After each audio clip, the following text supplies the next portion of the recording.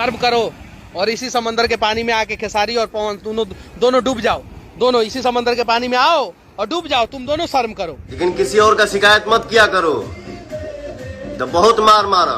मैं माफी चाहता हूँ पवन भाई, आपके लिए तहे दिल से माफी चाहता हूँ पवन भाई।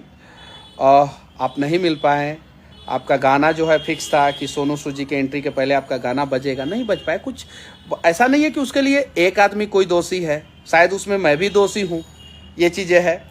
तो पवन भाई मैं आपसे भी माफ़ी चाहता हूँ कि आपने इतना मेहनत किया था, लगभग 15 से 20 दिन लगा था आपको वो गाना शूट करने में। पवन भाई कमाल का आप लोग आर्टिस्ट हैं, आप विरोध कर सकते हैं मेरा, आपको पूरा हक है भाई, कोई दिक्कत नहीं है। मुझे पता है कि आगे क्या होने वाला है, मुझे पता है, मैं पहले से ही इन सब चीज़ों के लिए प्रिपेयर रहता हूँ।